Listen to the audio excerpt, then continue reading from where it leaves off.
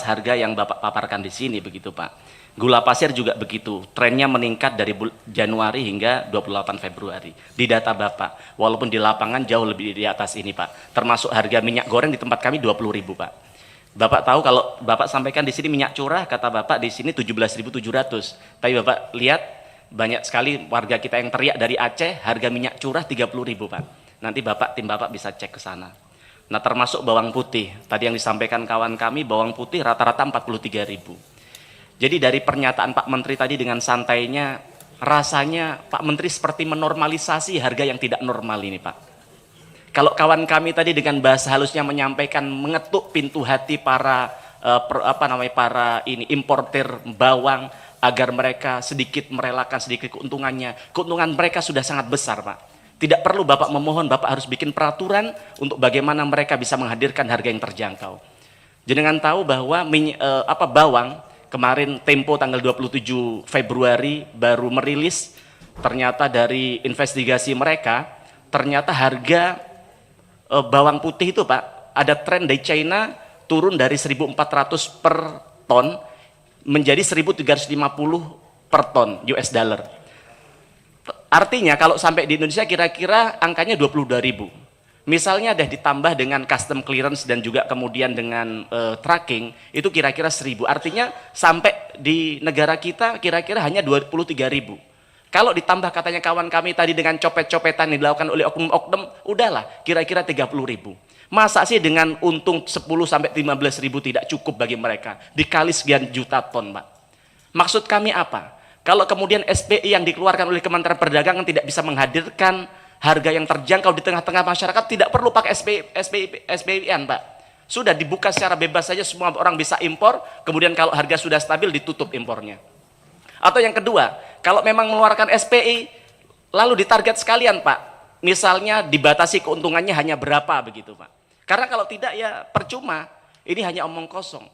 Apalagi kalau kita tahu bahwa ternyata saya 2 tahun lalu di tempat ini saya pernah menyampaikan kepada Pak Zulkifli Hasan bahwa mafia bawang putih ini sudah terang-terangan Pak. Kalau jenengan tahu zaman dulu kalau orang nonton bola, ibarat nonton bola Pak, semua orang bisa beli tiket. Hari ini penontonnya, orang-orang yang mau beli tiket ini Pak, itu dipilih sama si mafia-mafia ini Pak. Nah, kami ingin tanya, kemudian yang kemarin ditemukan di investigasi itu bahwa ternyata yang mendapatkan SPI ini adalah perusahaan-perusahaan baru.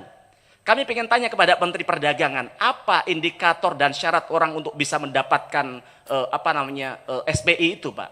Kenapa yang sudah berpengalaman selama ini, yang banyak orang itu yang sudah berkecimpung di dunia ini malah tidak pernah mendapatkan SPI sama sekali di tahun-tahun ini begitu, Pak.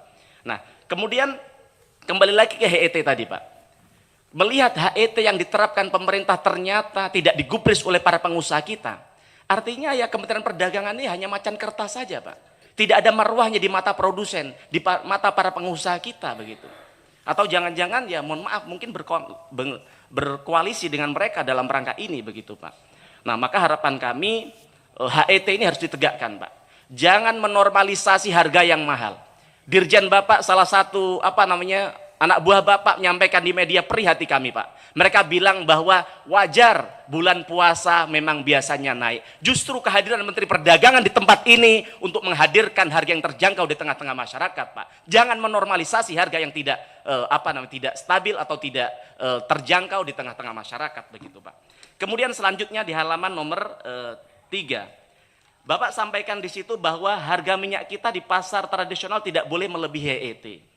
Nah harapan kami ini tidak hanya sekedar umbar janji Pak. Nah sekarang faktanya di lapangan seperti disampaikan tadi, minyak goreng di tempat kami 20.000. Lalu ketika Bapak melihat bahwa fakta minyak goreng, saya tidak usah deh pakai data di tempat kami. Di data sampean tadi loh, 17.200 kan sudah jelas tuh, di atas harga HET.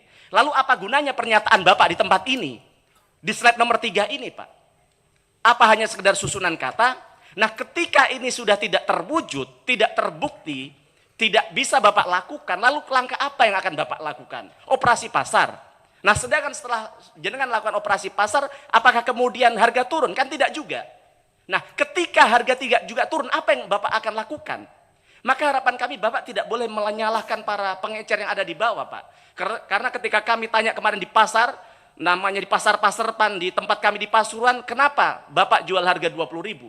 Katanya saya sudah dapat dari distributor harganya 18.000, Pak. Maka harapan kami ke depan, kami menginisiasi, mengusulkan untuk adanya harga distributor, Pak. Kalau bisa harga ditetapkan berapa, karena kalau sudah di atas harga distributor ternyata dia kemudian menyalahi HET-nya, dicabut aja izinnya, Pak. Kemudian atau kalau perlu dibawa ke penegak hukum. Nah, kemudian selanjutnya Pak Menteri itu catatan soal kami soal sembako. Kemudian hari-hari ini yang sedang kita lihat di banyak media. Ketika awal masuki bulan Ramadan, hati kami risau karena melihat ribuan karyawan PT Sritek yang di PHK, Pak. Dan beberapa bulan yang lalu saya sudah pernah menyampaikan di forum ini bahwa Pak, batasi impor, Pak. Kalau perlu stop impor, Pak. Panjenengan tahu di media sosial hari ini banyak sekali justiper dari luar negeri yang ongkang-ongkang kaki bisa bawa barang, bisa bawa kain, bisa bawa semua produk ke dalam negeri kita.